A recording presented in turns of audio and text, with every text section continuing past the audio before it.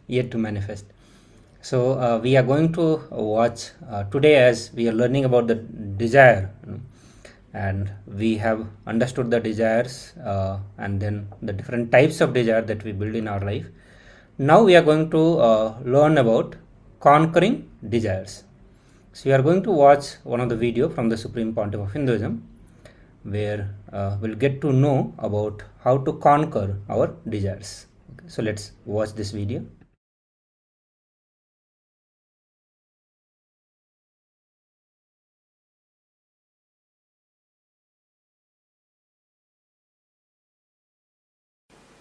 Your desires are your life. Your desires are your life. Listen. It's your desires which infuse life into you, and it's your desires which infuse energy into you. Same way, conflicts in your desires brings tiredness in you. Contradictions in your desires brings boredom in you. Confusions in your desires bring frustration in you. Please understand. Your desires are your life. Conflict in your desires bring confusion in you. Conflict in your desires bring tiredness in you. Confusions in your desires bring frustration in you. Its contradiction in your desires bring boredom in you. Actually, if your desire is pure, every breath you inhale and exhale will make the desire into reality. When your desires have conflict, confusion and contradiction, every breath brings tiredness, boredom, frustration in you. Every breath is like a air blower into balloon. Your desires are the shape of the balloon. If the shape of the balloon is Tom and Jerry, when you blow the air, you will have Tom and Jerry. Conflict, constant conflict.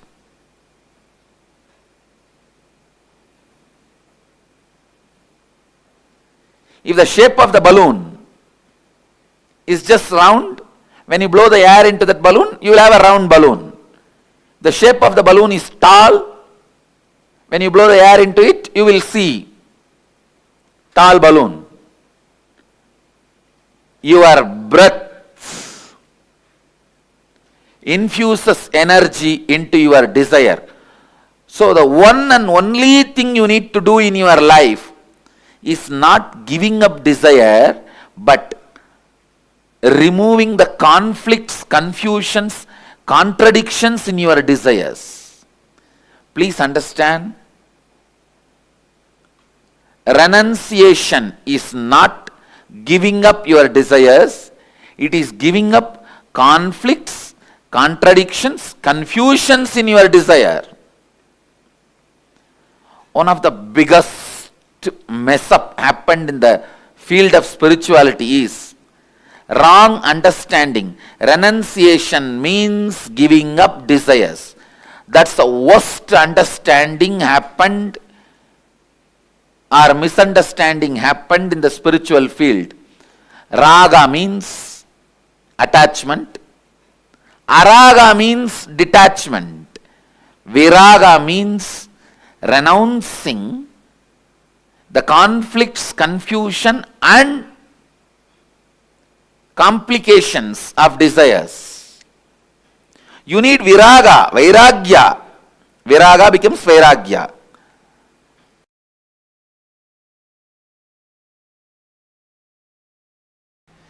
Be very clear. This is what I call, this is the definition of renunciation. Remembering nothing can make you powerless.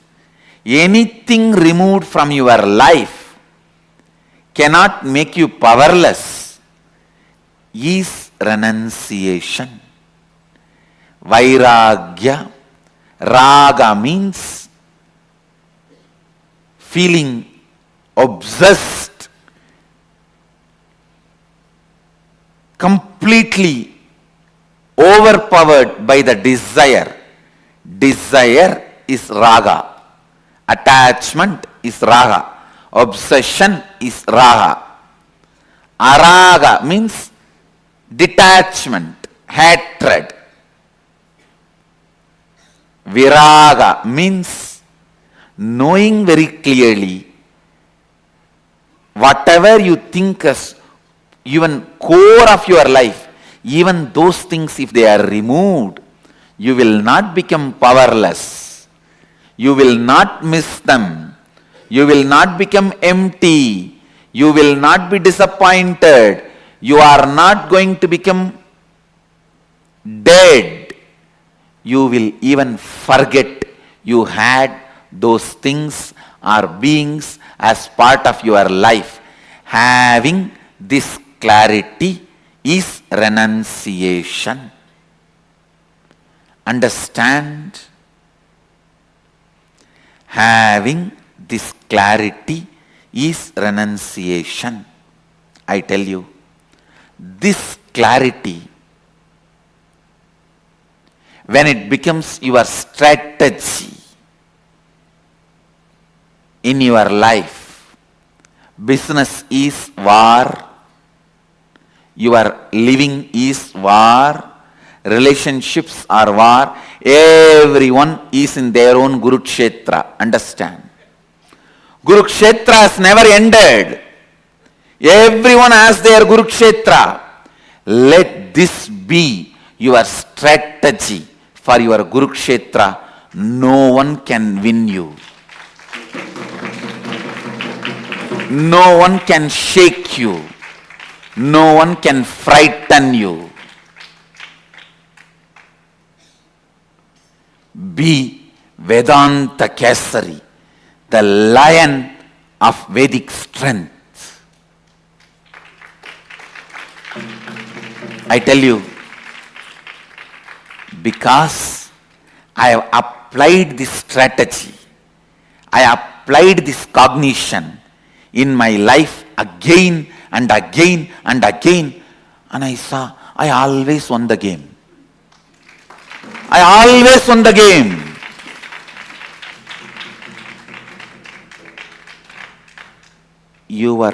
The moment you have a fear that if something is removed from your life, you will become depressed, you will become empty, you will lose life. That fear becomes strength of your enemy. When he knows you can't be frightened, he becomes powerless. Understand? If you can be frightened, your enemy is powerful. If you can't be frightened, your enemy becomes powerless. I tell you, this simple understanding of me and this simple cognition of me, anything can be removed from me. I will not become powerless. I will not become depressed. I will not lose anything. I will not be lost. I may not even remember that I had that in my life. Be very clear. The spiritual truth, when it becomes part of your cognition and strategy, anywhere you go, Krishna is driving your chariot.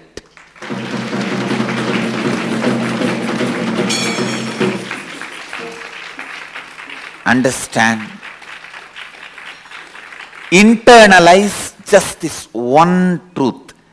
Tena tyaktena bunjita. Tyaha. The word tyaha is used here. Tena means with this understanding from this context. Tyaktena bunjita makrita kasya sridhanam. Please listen. The world is ever changing, but it is filled with consciousness, Isha. The consciousness is independently intelligent and compassionate. If something is removed from you, don't curse the life. It is done with tremendous compassion. It is done with tremendous compassion. I am telling you.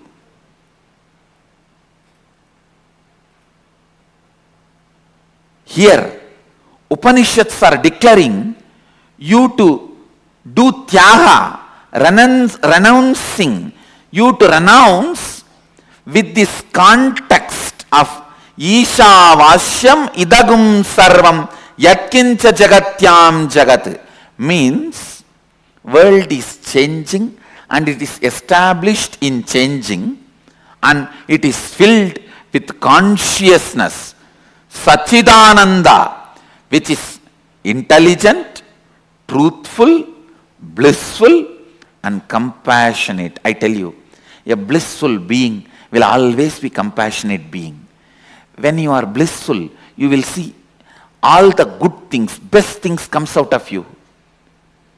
When you are blissful, you will be such a good person.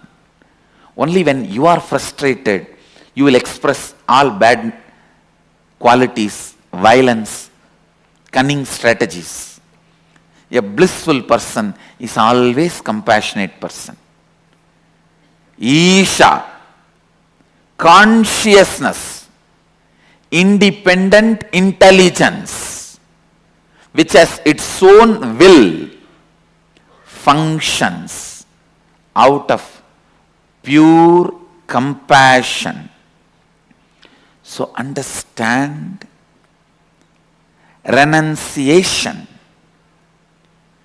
is not supposed to be done out of frustration or inability or powerlessness.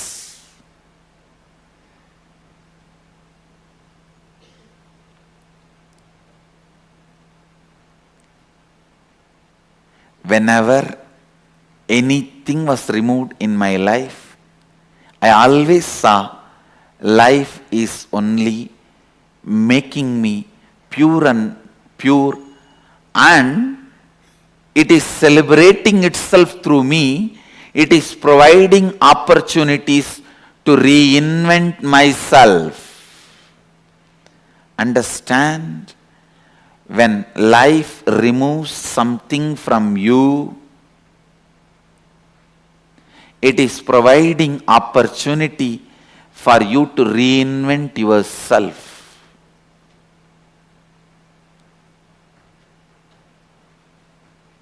And when you are clear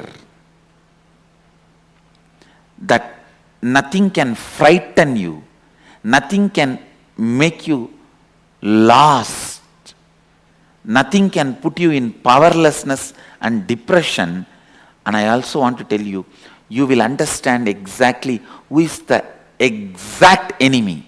You will exactly pinpoint who is your enemy, where things need to be done. You will not be confused. You will not overestimate your enemy.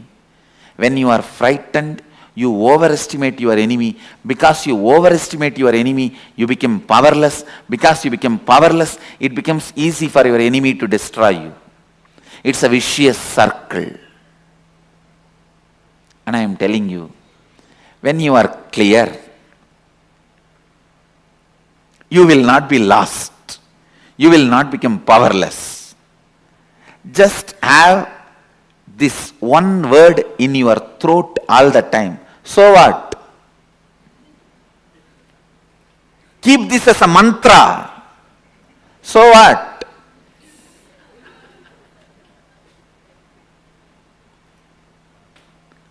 Know clearly, nothing removed from you can make you powerless. And life removes it only to make you understand you can live without it. reinvent yourself. Wake up.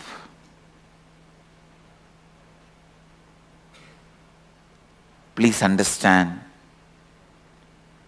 I am not giving you any moral lesson. I am not giving you any self-development lesson. I am not giving you any self-help lesson.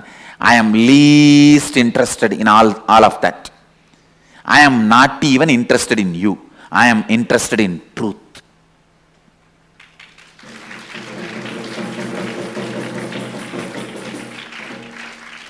I am just interested in truth.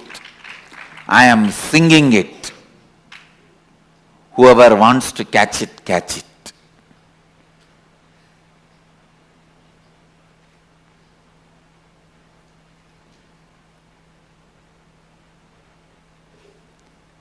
Understand.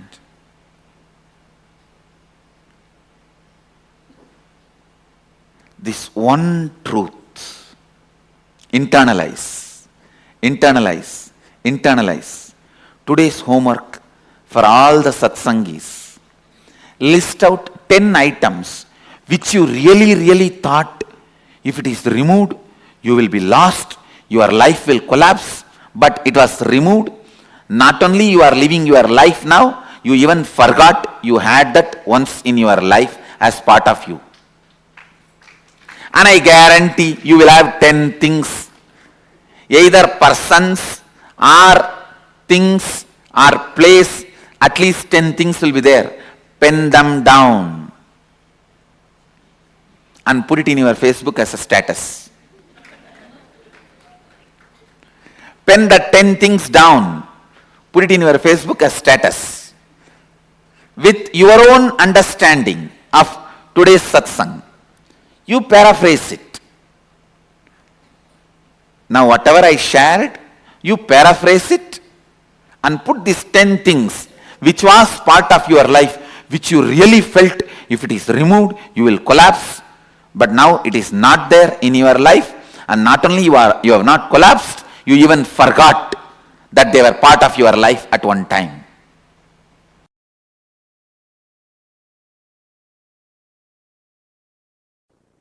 One of the biggest problem all human beings feel that they need to do a lot of actions, they need a lot of kriya shakti to achieve anything they want, health or wealth or enlightenment or powers. That is delusion. Please understand, you need sheer ichcha shakti, means will, desire, that's it. The desire itself is capable of manifesting kriya, the action power. Listen to these 3 words. Ichcha Shakti, your desire power. Power to desire, will. Kriya Shakti, power to work intensely and manifest. Jnana Shakti, power of enlightenment, knowledge. See, one of the biggest problem all of you have is your delusion that too much of work is needed to achieve anything. Whether you want health, oh, I have to get up and do yoga, stretch my body. Only then I can have health. If I want wealth, I have to get up and go to office and work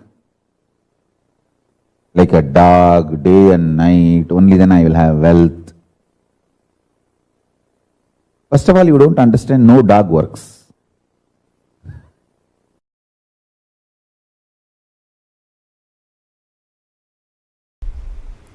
Third eye. It is also described as Anya in Sanskrit. Anya means will. Will to exist or will to collapse. Any will you carry is Anya. If your will gives you the hope about life, you will have life.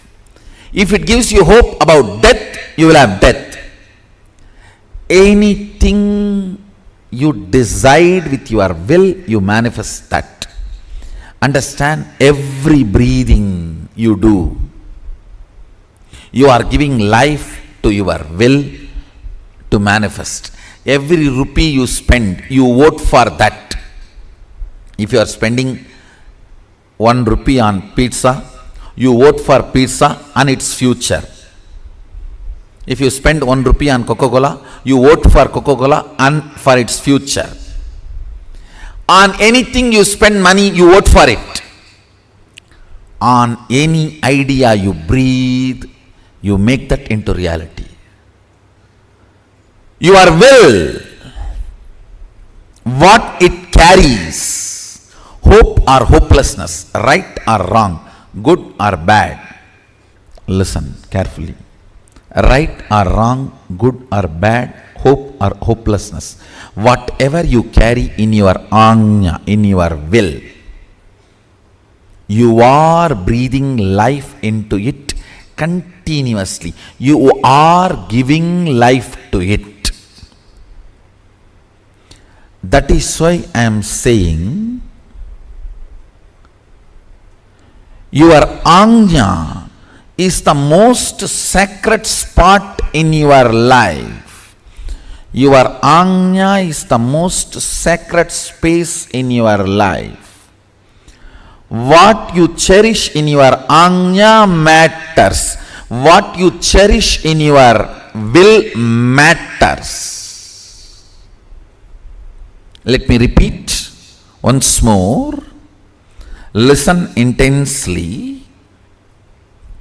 Your third eye, which is called anya in Sanskrit, which literally means will. If your will perceives a hopeful future, you breathe life into that future, that kind of a future. If your will perceives hopelessness, you breathe life into that kind of a hopelessness. What you perceive through your will as possibility of your life matters. Don't think you can go on be perceiving negative possibility and suddenly out of the blue something great positive will happen. No. No. Everything unexpected is accident. Listen. Everything unexpected is accident. You can't cope up with it. Even if it is lottery, you can't cope up with it. Everything manifested consciously is life. So decide to manifest consciously with will, anya, by infusing life. It can be anything you want: health, wealth, spiritual powers, anything you want. You can manifest from the will, because every breathing you do, you are empowering your will. You are strengthening your will. You are infusing life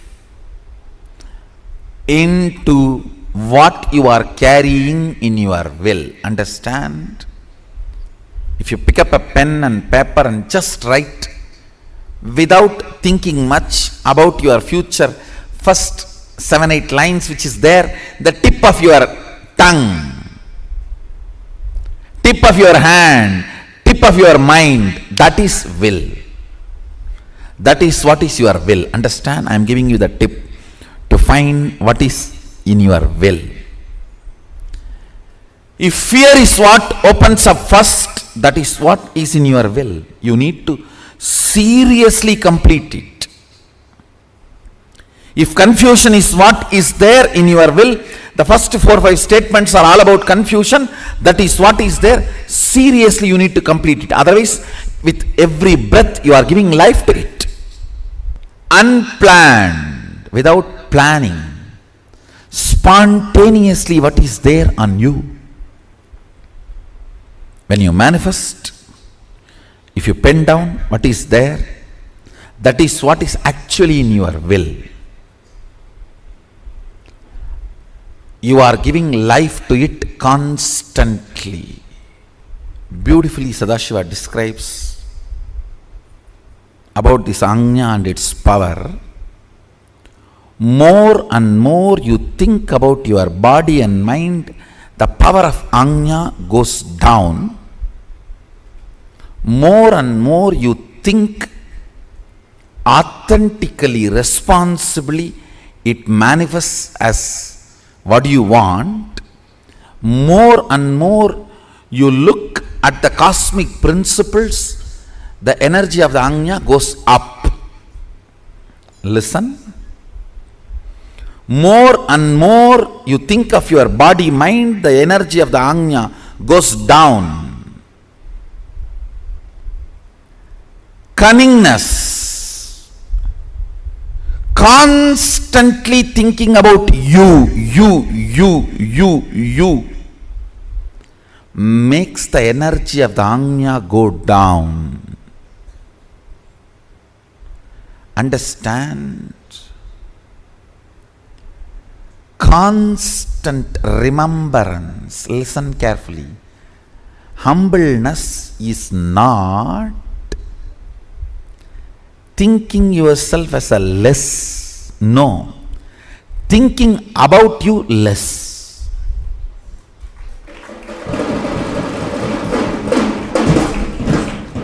Humbleness is not thinking yourself as less. Listen carefully. These so-called humble people are the most cunning. The record says Saguni used to be very humble. Very humble. Humbleness is not supposed to be having low inner image. No. Not remembering your inner image is humbleness. Inactive, passive inner image is humbleness. Not low inner image is humbleness. Understand? There's a big difference. Low inner image is not humbleness. Passive inner image, inactive inner image is humbleness. Inner image from which too much of thought currents are not released. Very passive. That is humbleness. Intuition, melting the wax, and how it relates to the 25 states of consciousness? Yes. Listen. Intuition is from this Turiya and Turiya, this state. All of you listen carefully. Whenever, whether swapna, dream or waking state, come near this Turiya and Turiya, the intuition is experienced. It is like a Turiya and Turiya is like a huge fire. And dream and waking, both states are made of the same wax. Dream state is little polluted wax. Waking state is little pure wax, but both are same wax. When that wax is brought near the Turiya, not only Turiya gives the information about your future, it gives you also the energy to change the wax as you want. Manipulate it as you want. Move it as you want. Please understand. Intuition means not just information about your future.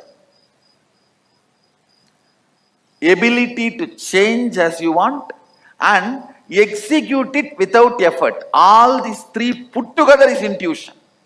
For example, if you are having an information about some problem going to come in your business or some benefit going to come in your business, if it is a problem, you will have the intelligence to change. If it is a benefit, you will have the simple manifesting without you putting any effort. Understand? Along with intuition, intuition means jnana. Always the icha. Icha Shakti means ability to change. Kriya Shakti means simply able to manifest. All these three always comes together, not as one. You cannot say, I just came to know the accident going to happen in my life and I went there in the car exactly in the time and got into the accident and broke my hands. No, that is not intuition. That is your fear assumption. Sometimes it may become right. Fear assumption, sometimes becoming right does not mean you have intuition. If you are having information as intuition that you are going to have a car accident, you will simply be able to change it. Same way, if you are having intuition, you are going to have $1 million. You will manifest it without any effort. Any intuition always comes with Icha, Kriya, Jnana, all the three Shaktis together. Jnana means knowledge about the future. Icha means ability, desire to change. Kriya means ability to manifest without effort. All these three, if it comes together only, it is called intuition. Otherwise, it is not intuition.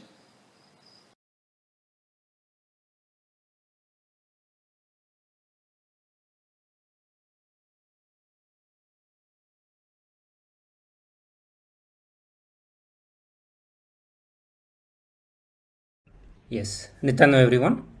So after watching this powerful satsang where we learned the various powerful cognitions related with the desire and how to manifest our desire. So one of the important thing that Swamiji was sharing, that renunciation is not what we understand as the tyaga of the desire itself or renouncing the desire itself, but it is renouncing the conflict and contradiction and complications that we have in the desire. And this is what we need to do. Once we remove all this, the pure desire is left. And as long as we have the pure desire, it Iksha Shakti, which is called in Sanskrit. So always Iksha Shakti comes with Jnana and Kriya, means the knowledge and the power or the action, energy to make it happen as the reality. So now let us work on this intra exercises where we are going to be looking into few of the desires as Swamiji was talking about the renunciation, that it is not giving up the desire, it is giving up the conflict, contradictions and confusion in our desire. So I'm going to make the decisions that anything that can be removed from me, I will not become powerless. So this is another powerful cognition that Swamiji was sharing, that whenever things are removed from our life, we should not become powerless. I will not become depressed, I will not lose anything, or I will not be lost. I may not even remember that I had that in my life. So this round we are going to be focusing, I think in the previous round we worked on looking into our conflicting, contradicting desires that we have. We worked on that. Yeah, the types of desire. So we identified all these things. In this round we are going to work on this powerful cognition that Swamiji shared, that whatever is removed from my life, I am not going to be impacted by it, and I am not going to get into depression, I will not get into powerlessness. So the exercise is, you are going to pen down 10 items in your life which you really protected. No, actually it will be more than 10. Once you start remembering, you will see that there are more than 10 incidences in your life where you literally protected, you literally felt that this specific thing is your life. If that is taken away, your life is taken away. But after a certain time, you literally forget it, you do not even remember it. Okay, So you're going to pen down the 10 items in your life which you really protected. You are afraid that without that you may not be able to live. Without that you may not be able to be. You are holding on to it, but after that was taken away, you even forgot the name of it. So it can be any of your friends, family, or any of the items from your life, or the wealth, relationship, anything that you felt literally that if this is not there, I cannot survive. I really need it. Those kind of words that we use, that this is my life, I really need it. I cannot live without it. I cannot survive without it. But once life takes it away from you, after a certain time period, you literally forget it. You do not even remember it. So the moment you do this exercise, you will get into this understanding. And this itself, the whole intra that you do, is a process where you bring completion with that, and you will see that kind of powerfulness will start happening in you. That going forward in your future, whenever things are taken away from you, you will know how to be in the powerfulness. You will know that whatever need to be taken away by the life, that was needed to be taken away, and once it gone, you will only entertain the liberating cognitions, the powerful cognitions, and you will not fall into any kind of powerlessness. So I'll project this assignment. I request all of you to start writing all this.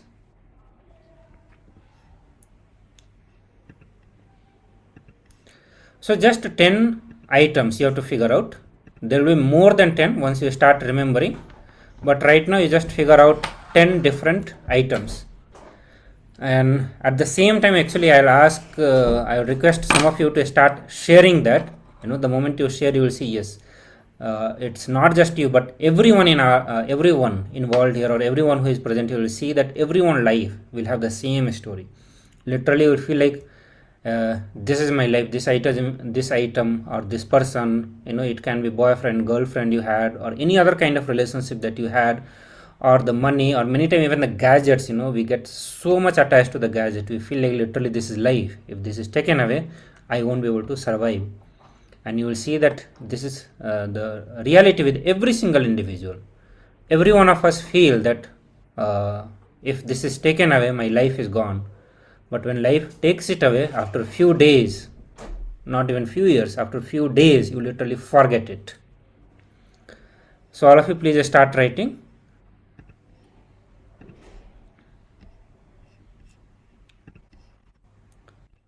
I like the explanation about humbleness. Yes. Yeah, that's very powerful definition. The way Swamiji defines is amazing, actually. I actually know the most of the definition that you go through when the way Swamiji defines and the way we have been knowing or we have learned, it's completely different. Just the definition itself, it's like wow.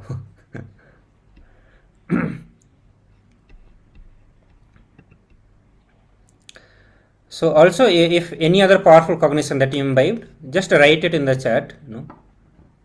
The more and more you write, you will see, while you are listening, you don't need to write. While you are listening, just be in the space of listening. Be completely receptive. Let it soak in your being. But after that, you can actually write few of the powerful cognitions, powerful click that you had. And you will see that they will become part of your memory. You will start using more and more of those powerful cognitions. So I request all of you to start, always share few of the cognitions, clicks that you get while you are watching the videos. And from the previous session, few participants have shared. Ma Parameshwar is saying that I saw completely different thing while doing the power manifestation. And Sendilaya is saying that he saw Kal Bhairava temple, but not the Alankaram. Yes, the power manifestation happens in the various ways, actually. So this is also a sign of power manifestation only.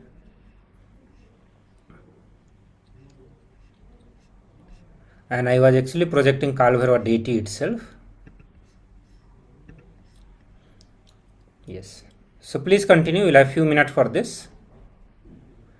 And also, if you have any doubt, please write to us through. You can write in the chat. But at the same time, I would like a few of you to start sharing some of your desires. You literally felt that you cannot be without it. You cannot live without it. But the moment it was taken away, after a few days, you literally forgot it.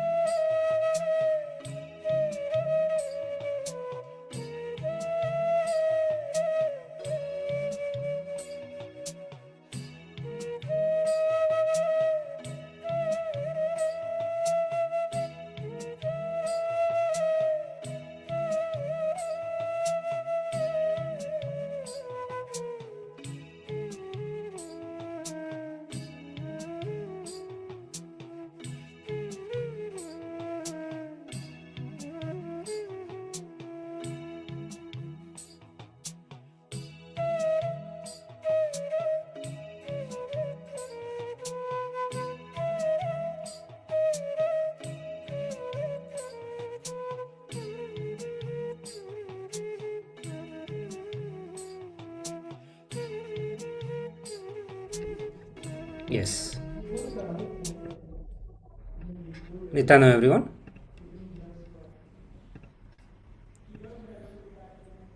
So how many of you have completed writing? I know many of you are writing. How many of you completed? And welcome Guru Prasadini. See, is it the time like you do translation for L2 and before that L1 and then go to L3?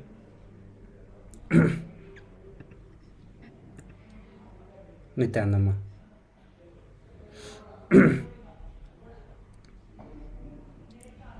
Yes. Ma Shukra, Ma Parameshwari, and we have Ma Ganga Priya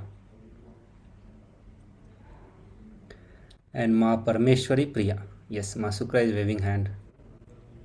Yes. How many of you did the assignment? How many of you actually wrote and found out that yes, there are many incidences, a desire in your life which literally holded as if it was life, and once it was taken away, you after few days you forgot it.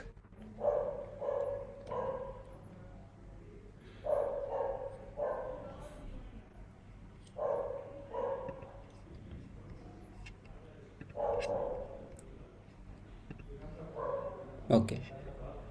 So while you write it, let us get ready for power manifestation, and we are going to have the similar power manifestation at the previous session.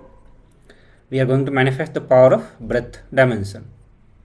So there is a length dimension. When we length dimension carries all the logic. So whatever we know as a mathematics, finance, economics, physics, everything that comes under the logic, all that is within the length dimension of the cosmos. All the art form, everything that we categorize as art, whether it's music, art itself, drawing, painting, where you need to use your heart to express that dimension of life, all that is the breath dimension of the universe.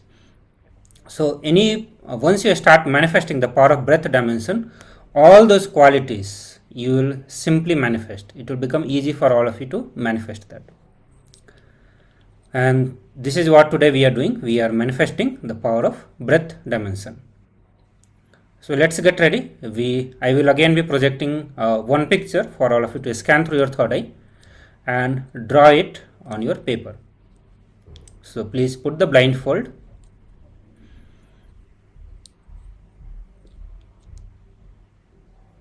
So all of you please put the blindfold and visualize Swamiji in your third eye.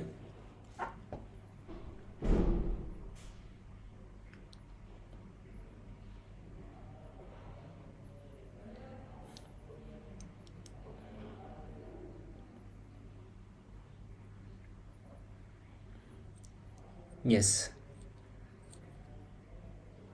Did assignment. Ma Ganga Priya Singh, I did the assignment. Okay, great. So whenever possible, whichever is possible, please do share also. There may be few things you may not be wanting to share, but there will be surely few things you can share comfortably. So please do share those things also. It helps other participants also. Yes. So all of you please put the blindfold. Let's get into the power manifestation. I'm going to project the picture, but before that I wanted all of you to put the blindfold and visualize Swamiji in your third eye. Have the sweet time with Swamiji. Just visualize how you want to spend time with Swamiji, how you want Swamiji in your life. So whenever you are doing power manifestation, understand it's one of the sweet time. Just visualize that a sweet time you are spending with Swamiji, or how you want to have Swamiji in your life. Your version of Swamiji, how you wanted to be him, how you wanted to spend time with him. If you are around him, how will you spend time? Just a joyful, blissful moment with Swamiji. Just remember him. And chant Mahavakya intensely and loudly. So whatever Swamiji is showing, just pen it down, just draw that on your paper.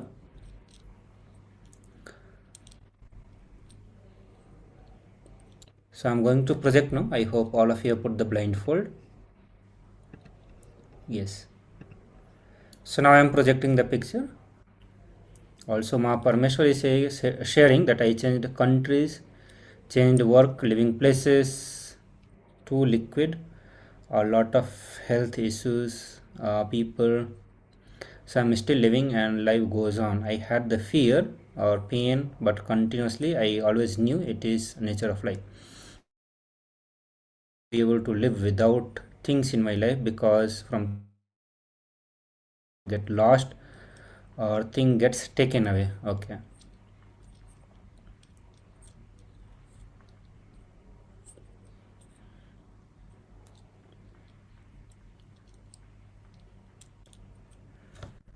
So please continue to scan through your third eye. Just be in the restful awareness. Whenever we do the power manifestation, we always have mind will be continuously jumping to visualize something, to see something. Just relax, settle down fully. Completely relax,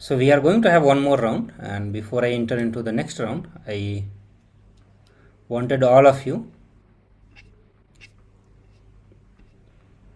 to share the experience of your power manifestation, or rather to say the result of power manifestation.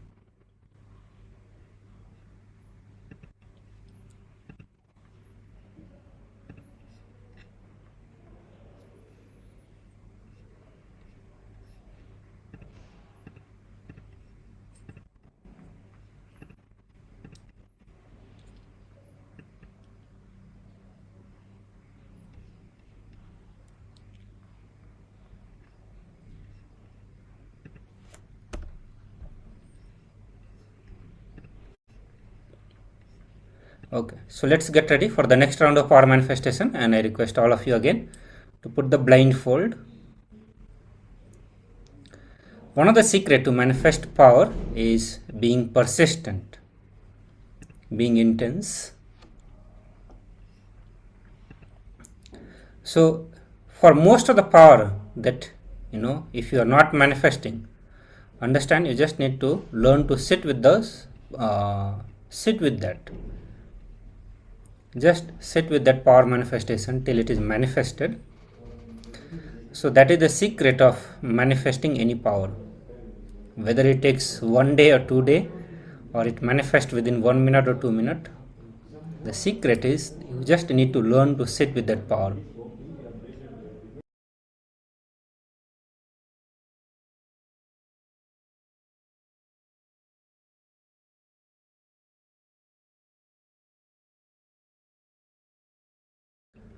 So that is the only thing that is needed. Learn to sit with that power.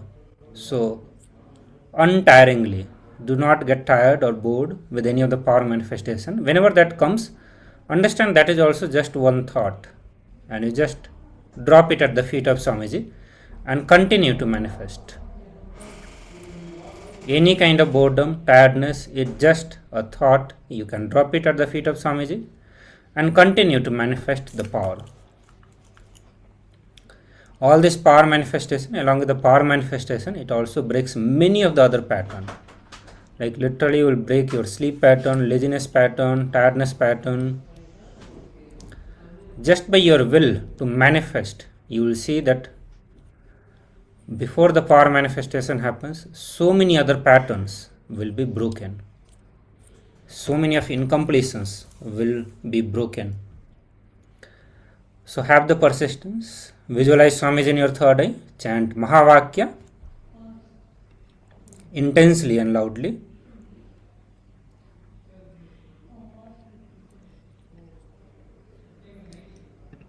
So I am projecting a picture on your screen.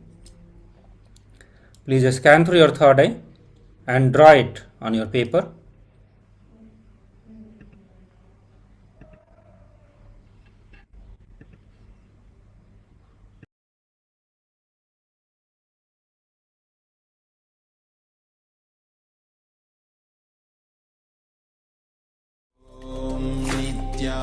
Nityananda Paramashivoham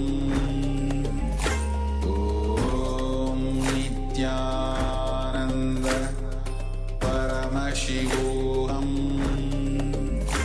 Om Nityananda Paramashivoham